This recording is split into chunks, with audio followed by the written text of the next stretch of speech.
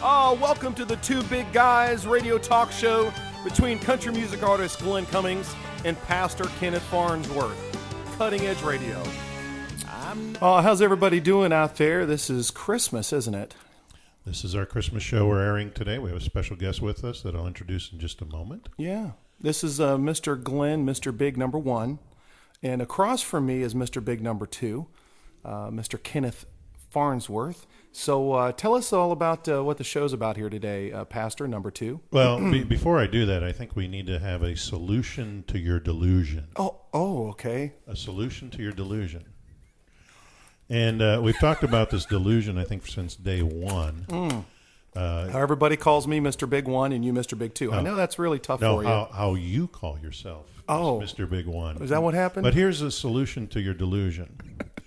It won't be absolutely true, but psychologically it'll help you out with the truth. I need some help psychologically. Yeah, the solution to your delusion about being Mr. Big 1 and me being Mr. Big 2, since I'm older than you. Oh, that's true. I'm way big, older. I'm bigger way than, older. Bigger than you. I was big before you were big. Rusty, I was old, born tired. big. Yeah, the solution to your delusion is this. Mr. Big 1, you can go ahead and call yourself that. Okay. Thank you. It's delusional, but we're going to let you do that. Pastor Big 1. Oh, that's nice. I mean, that sounds good. Yeah, Pastor Big 1, Mr. Big 1, and then once we do that for a few months and you're feeling better, we'll just go back to the way it's supposed to be. Okay, so me 1 and you 2. Fair enough. I knew that. That's the way it's supposed to be. You're not getting the solution to the delusion. Oh, okay. Let's get going here. We've got a guest here today, Pastor Kevin Yoakum from Christ the King Lutheran Church. Give him a big hand, everybody. Yeah, there we go. Hello, good morning. Yeah, where is your church located, Pastor Yoakum? It's in Riverview, Florida, just along Big Bend Road, a couple miles east of I-75. So that would be exit 246 if you're in the area. Yeah, and I asked Pastor Yoakum to talk to his wife, and I threw a topic at him today as we look at Christmas. And the topic is infertility and adoption. Pastor Yoakum has a new adopted child. Oh, congratulations. Just a little over a year now, and is coming to really the first Christmas that she's really going to understand. Wow. Would that be correct? Yeah. And I thought I'd just start us out here by sharing a little bit of Luke chapter 1, verses 5 through 7, as we get ready for Christmas. In the days of Herod, king of Judah, there was a priest named Zechariah of the division of Abijah, and he had a wife from the daughters of Aaron, and her name was Elizabeth. And they were both righteous before God, walking blamelessly in all the commandments and statutes of the Lord. But they had no child, because Elizabeth was barren, and both were advanced in years. Now, I picked that text out because I think it's appropriate for Christmas, because, of course, let's ask Glenn, because he's, the country music singer. And of course. This is a test of intelligence. Mr. Big 1, yeah. Yeah. Mm-hmm.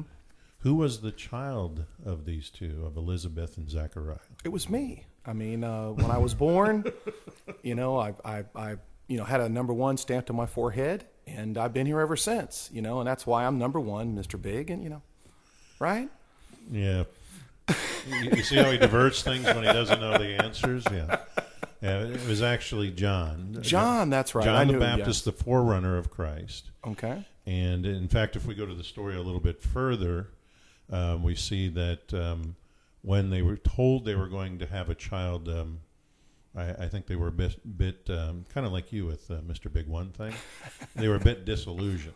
Mm-hmm. Pastor, in your recollection there, I want you to kind of say what happened to Zechariah when he was told after experience this idea of infertility or being barren, as it says in the text here. What happened to Zechariah when he really didn't believe what was going to happen? Sure, yeah. The angel of the Lord came to Zechariah while he was in the temple praying, and he was told that he would have a son, and Zechariah doubted. I forget exactly the words, but basically he's saying, how can this be? How could this ever happen? Because my wife and I are just too old to have this happen to us. And so God in his wisdom, or God in his humor, says, you want a sign? You're not going to speak again until you see your child alive and born. And so you'll know that this came from the Lord because of your silence and because of your speaking. Wow. So literally he couldn't speak. Yeah. Unbelievable. It's not too hard for some men to go to go with that. Some men would like the gift of not listening. There you go. Sounds like pastor number 2 over there. Mm-hmm. Let me jump in here for a little bit. And, in bathroom terms, no one wants to be called either number 1 or number 2. Oh, that's true. That's true. What are we Wow, doing he here? set us straight, didn't he? Yeah, he just did. Yeah. Bathroom humor all the way. We got dissed by the guest. Yes, I know. Well, somebody needs to put us in our place. I mean, Yeah. we need to have somebody here that, if somebody has a paddle just to paddle us, we'd be kept in line here. Yeah, I think we got smacked upside the head there. With all this number 1 and number 2, it was getting a little deep in here. All right. Well, the reason I picked this text... Back to Zechariah. Yeah. And the story of Zechariah. One, because Christmas is coming, and they had the forerunner of Jesus. But also this idea of barren, or as we talk about it today, infertility. Could you, Pastor, share a little bit of your story? I know this is personal, but to all of you out there, when I asked him to do this show, I asked him to ask permission of his wife, and she gladly granted permission. But if you could talk about where you were at, and we'll eventually get where you ended up and the joys you're looking forward to this Christmas. Sure. I guess after we got married and for the first few years, we were just in no hurry to have children, and that wasn't coming along. And so we weren't thinking too much about it. But when we felt like we were ready, we still were not having children. And so this was, a journey of, I don't know, about 10 years or more. And so finally we tried to go the medical route and go through testing and all that. And eventually, I guess for me and for my wife, we just thought, figuring out the tests and what are the medical options, we'd had enough of that. Some of it just really for ethical reasons too. And then so we started looking into adoption. We had known some people currently and known some people back in our past who'd adopted, and we asked them just about the process, about their experience, about how their children were grown, how this went with the children and everything, and we felt we wanted to look into that. So in 2007, we filled out all the paperwork for filing to adopt a child from China. Wow. And a long story there is it took 5 years. Oh, my goodness. Yeah, that's another story, but... Right. Now, I remember in my pastoral theology class, this topic came up of infertility, and we had several people in there that were dealing with that issue, and one of my close friends was. And it seemed like there were some issues there amongst the guys that were in the classroom. Guilt, is it me, is it her, or those kinds of things. When this topic comes up, are those issues very real for people, and what's a good way, as we are faith people, what's a good way of dealing with that? You mean what's a good way for the couple to deal with it? Or right, for the couple to deal with it. Well, the individuals, too. Mm-hmm. I think the other thing is that when you have couples that are trying, you mentioned a little bit of being an unethical way of doing things. A lot of times they're so desperate that they take every measure they can to have a child, no matter what measure it is. So, what kept you from wanting to take that measure, rather than adopting? Right. I'll get to the first part about the shame and guilt, because that leads into what do we do about things. Please. And there may be at times some perceived inadequacy, some perceived shame or guilt on the matter for the couple, or saying, is there something I did in my past that's changed how my health is or my ability to have a child or whatever. And prayerfully, you just have to come to terms that, in some ways, either God has made us all unique, even in our health and our biology, or you have to come to terms with, I don't know what happened, but here's where I am now. And for my part, I like to say, well, we could not have children, but Kathy wanted me to make sure that I point out that medically it was me. Who was not able to have this happen. Okay. My opinion was we're in this together, and Kathy had a good point that she wanted to say a lot of the women carry some of this burden of guilt or embarrassment or whatever, and she wanted to say it just doesn't get talked about enough that maybe it's not the woman's fault. Maybe it's and fault, see, there's even the funny word there. but maybe the situation is brought about, by the man's biology. And so, that's kind of, you just have to come to terms to say, I am married to my wife, I'm married to my husband, and this is the situation we have together. And there doesn't need to be any shame. There doesn't need to be any guilt, because we don't know the reasons that this was brought about. Even the Bible story, Elizabeth was barren. And right. As you were reading it, I was thinking, but, I'm going to be talking about how this wasn't, it's not always the lady's condition, the woman's, right. I don't want to say the woman's fault. Yeah. But here, in terms of a marriage, this is the way we are, and this is the situation we have. And so, Glenn, to get to your question about, so what do you do, or at what point do you feel that some measures or some opportunities that are available out there scientifically and medically just are not viable or good options for a Christian? And for us, it seemed to us that, if there's some of the medical, I could get into too many details, but sure. if there's some of the medical procedures out there that I would say, one, violate the nature of marriage in going beyond just the husband and wife and somehow introducing a third party into the condition of trying to conceive a child, whether by surrogacy or some other artificial insemination of someone else's egg or someone else's sperm, sure, or whatever. Sure. That I just feel that invades the union of one man and one woman into the marriage. Okay. And there's also a number of medical procedures out there that might wind up with a number of fertilized eggs, but then, like have happened to a number of people, a number of those are then just frozen.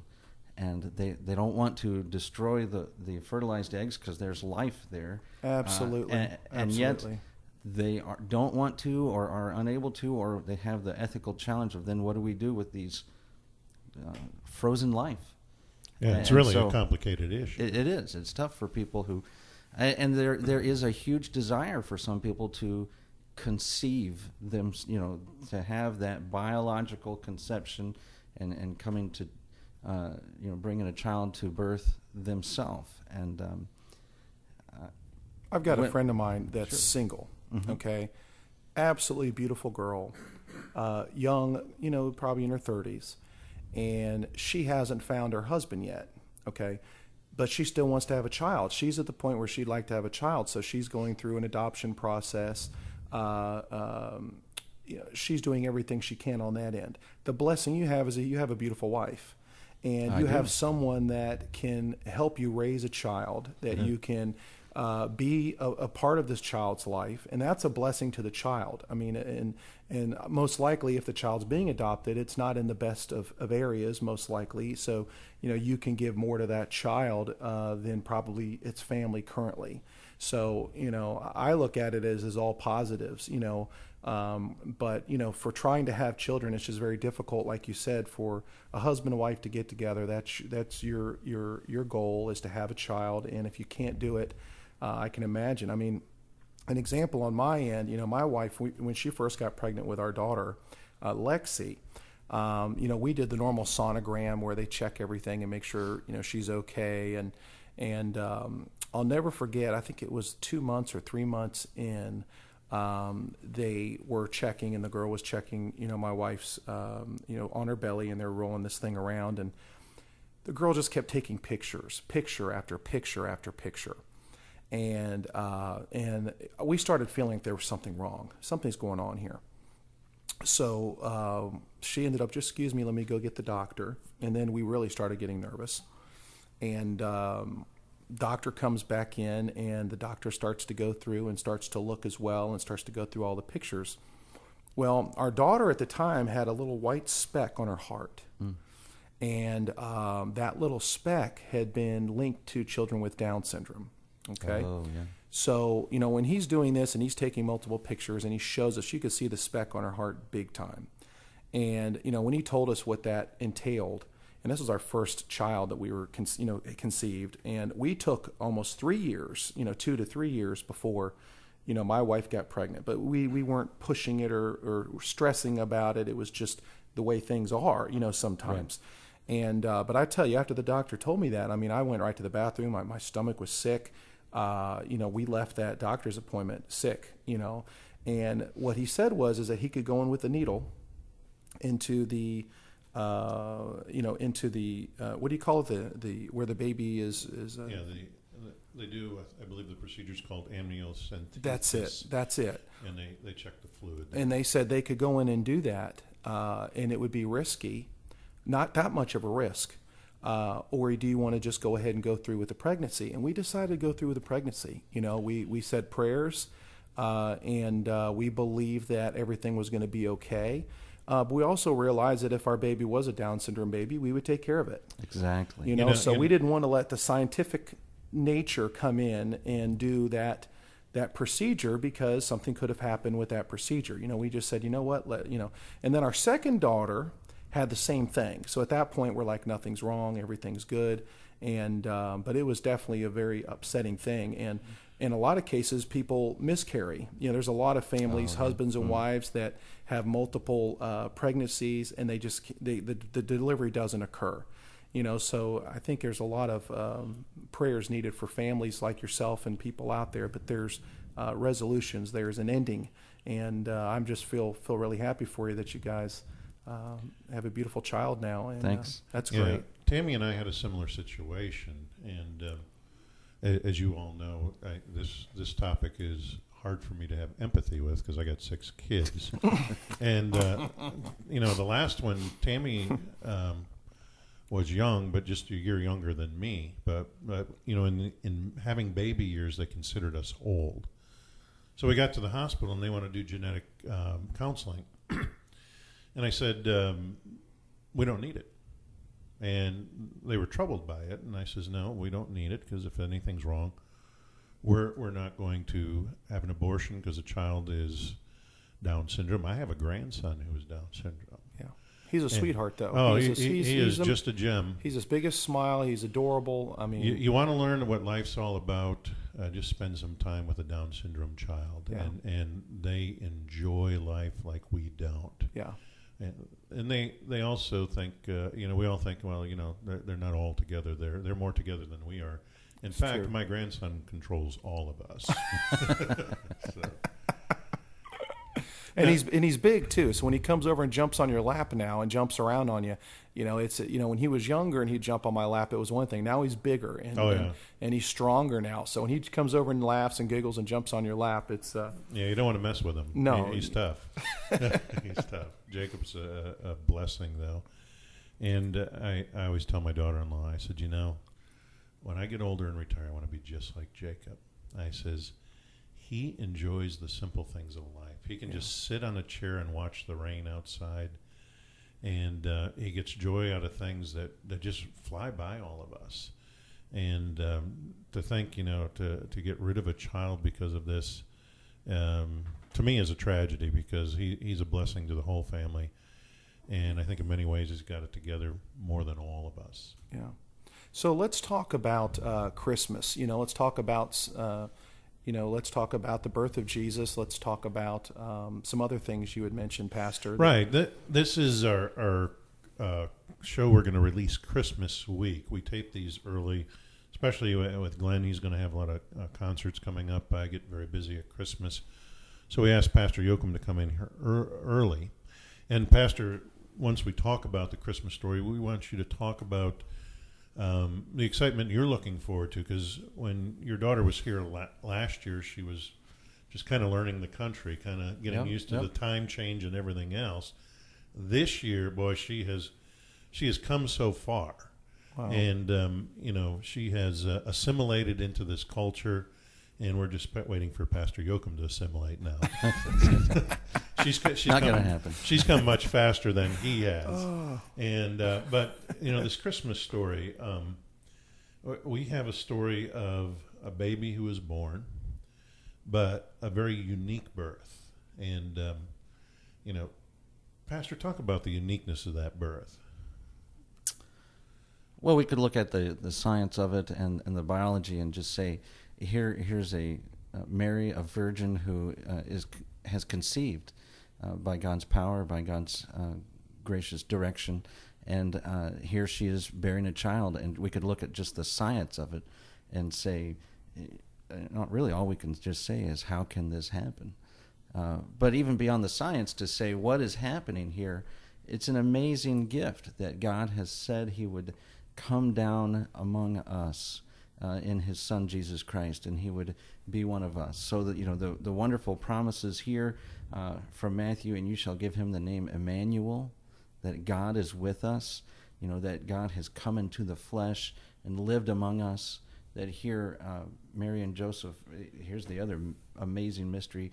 We've all often tried to wonder, what's it like for Mary and Joseph to raise Jesus when they know who he is? Wow. And I just think of how their brain melted probably every day, either saying, what am I doing?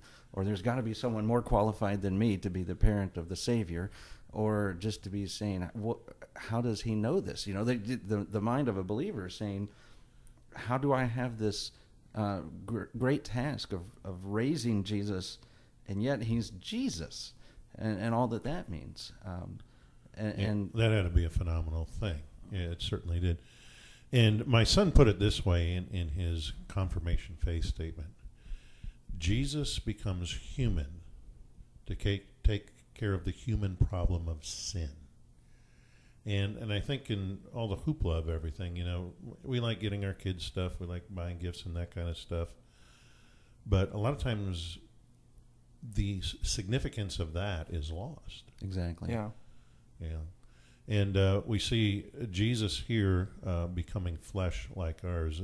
This is a celebration of really the fulfillment of what happened way back in Genesis 3:15, where Eve and Adam were given a promise of a Savior.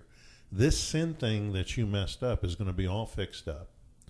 And the seed of Eve will crush the head of the seed of Satan.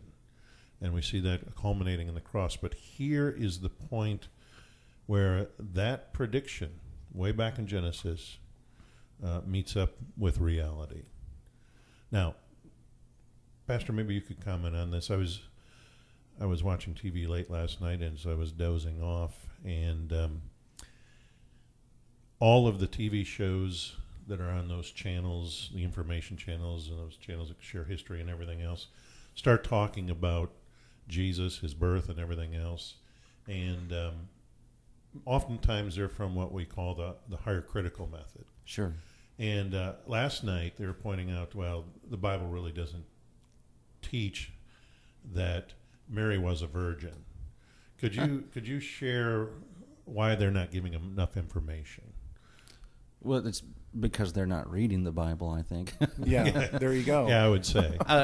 That's the real challenge. I sometimes have to caution people not to get their theology from the History Channel. Maybe not the best place to go to the source, to go to the Scriptures. That the Scriptures, even back in Isaiah, would say that the virgin shall be with child, and in the story of Mary and Joseph, that was part of the dilemma. Joseph sees that she's pregnant, and he's wondering what has happened, what travesty, what's happened here, and should I divorce her? And the angel assures Joseph that Mary is a virgin, that her pregnancy is from the work of the Holy Spirit, it's from God. Yeah, And, miraculous thing, yes. So I think to say that this wasn't a virgin birth is just to not know, or just to not care what the Scriptures say. Yeah, people, you need to understand when you're watching these TV shows, they don't tell the whole story in the, what would I call it, the face of theology. They go to what we call, as more conservative churches that believe the Bible's the Word of God, to the higher critics. The higher critics do not believe the Bible's the Word of God. They try to reason out that the Bible, not all of the Bible, is the Word of God. And as a result, we get things like this. And I wouldn't mind if they did that, but if they'd also go maybe to some of your professors or my professors or even to Southern Baptist Theological Seminary and talk to the other professors who teach differently. They're teaching like this is the only thing, but that idea of understanding, as you just explained it so well, of the virgin birth is not discussed on there, and they don't give the whole story. So we're getting close to our time that we need to close out here. What I want you to talk about now is more personal, probably. Sure. Not that we haven't gotten personal with you already. I appreciate everything you've done. Yeah, but talk about the excitement you have. Talk about for a minute or two about the adoption itself, and then now, where you're at now, as you see, you can celebrate with someone now you can communicate with tremendously. She's picked up this language like you wouldn't believe. How old is she now? She's 5. Okay, so it took 5 years to get her here. Mm-hmm. Wow. Okay, please tell us, please. Sure, and the whole story of adoption from China would be another hour. But we brought her home last year just right before Halloween. We decided it probably wasn't good to tell a foreigner that she needed to go door to door and beg for food. So we passed on Halloween. Or candy. She was starting to learn English, immediately starting to learn a word or two. She was baptized just right before Thanksgiving last year. I remember that. And then, she had a fair functioning knowledge of English by the time Christmas came around. But, she just knew that the Christmas tree was Christmas. Oh, and, wow. and she just knew that it had something to do with the word Jesus. But it was just so hard to, communicate the fullness of all this. What are wise men? What is a star? And who's Gabriel, the angel? So she's going to be coming along with this now already in school. She's starting to sing some Christmas songs for the Christmas program. And so she's starting to get a picture of this, and I'm not even sure how much she knows because of what they're covering in school. She won't tell me what happens in school. It's some giant secret or something, I think. It gets worse as they get older. Right. You learn less and less. But I think we have the challenge in looking at the holidays and looking at Christmas of trying to say, how are we going to help her understand the fun part maybe of the silly stories of Santa Claus. And I'm just going to tell everybody out there listening right now that Santa Claus is not real. I don't know if that's a surprise for anybody, I'm but so shocked. So we're going to help her pretend you with Santa Claus. You don't live in my house. Yeah, well, this is what I tell my kids: if you don't believe in Santa Claus, see what you get at Christmas. Ooh, see, they have to believe. You force them. Let me go on record again. I don't want to live in your house. Ooh, oh, me neither. So, we're going to help her know how to play and pretend with all the fun Christmassy things, but we're going to help her know, and as she's already learning who Jesus is, that he's God, that he came down and had this birth, and even last year she knew the song Away in a Manger, but, what does it mean? We're going to help her understand that the gifts underneath the Christmas tree are gifts because we celebrate the greatest gift that we have received in Jesus Christ. Yeah, that's wonderful. That's wonderful. We don't have much time left, but just a little peek how you had to go pick her up. Just talk a little bit about that, because we had to fill in for a pastor when he left. There's 2 pastors at our church, and he was all nervous about it. I don't know when to tell you the date is, and I said, "Hey, we're ready." And then all of a sudden the date came. And tell just briefly about what that experience was like. We got to go to China last year in October for 18 days. And landed in Beijing, and we had a couple days of sightseeing. That was mostly just to get us acclimated and get over jet lag so that we were capable of taking a child without being totally exhausted. So then we went to her province, and we received custody of her, and then the adoption became final. And then we had to go to Guangzhou, where the American embassy is, and complete all of her citizenship papers. Wow, amazing. So then the flight home was totally exhausting for me, but thankfully she slept. But once we landed in Atlanta, she touched American soil, and she went through the little immigration desk at the Atlanta airport. She was a citizen. Wow. So we just celebrated her citizenship about a week ago. Oh, that's unbelievable. 1 year anniversary of that. And then, the first week was just trauma. It still... Yeah, first week back in America. Yeah, you made me laugh just watching. Yeah, I don't know if you remember. You came up to me and you said, she's not sleeping. And I said, Pastor Yoakum, I want you to understand something. When you bring a baby home, they don't sleep. Yeah. But you're bringing someone home who's on a different time. Yeah, a whole different time zone. Well, it was a 12-hour change. So, once we came home back to America, it was a complete reversal of our time schedules. Right. And so it took all of us a little time to get used to when the sun should be up. Yeah. But also with her trauma of not only a new time zone, she's in a new culture, she's in a new family setting, she's got a new diet, a new language, and I can't think of whatever else. Her entire life changed, and just in 10 days, she got to meet us. But then we put her on a plane and take her to, it might as well be a new planet. Right. And everything's different, and she had to reacclimate. So there was some stress and trauma with her that, kept her from sleeping too much. I think she wanted to be awake so she knew what was happening next. around her. Wow. Yeah. Right. So, wonderful blessing for you. And she's been a blessing at Emmanuel. As we see her go through the hallway, and she says hi to the pastors all the time. She knows who we are, that's for sure. And just that smile. She knows who to keep away from. Mm-hmm. Yeah. Hi, goodbye. She says, "Hi, Pastor Big One." Oh, well, I'm going to teach her to call you number 2 now. yes, boy. that's the plan. Yeah, we remember we were gonna avoid that bathroom stuff. Well, we've really enjoyed this segment. Thank you for sharing with us, and everybody out there have a wonderful Christmas. And I know we're going to have another segment coming up here as well. So make sure you spread the word, Pastor. Go ahead and give everybody the Facebook information. It's facebook.com/2 big guys, or you can go to godsoloved.org. Now, some of you aren't used to Facebook or YouTube, but if you go to godsoloved.org, the way it's laid out now, you can see the old shows that are there and the new show, and you just simply push on our poster and push on the show you want to listen to, and you can listen to it very simply. So, That's Two Big Guys on Facebook or godsoloved.org, either place you can listen to us. And we're linked to YouTube. Well, you guys have a wonderful day. Thank you so much. Hope everyone enjoyed it out there. And everyone have a Merry Christmas. Merry Christmas. Merry Christmas.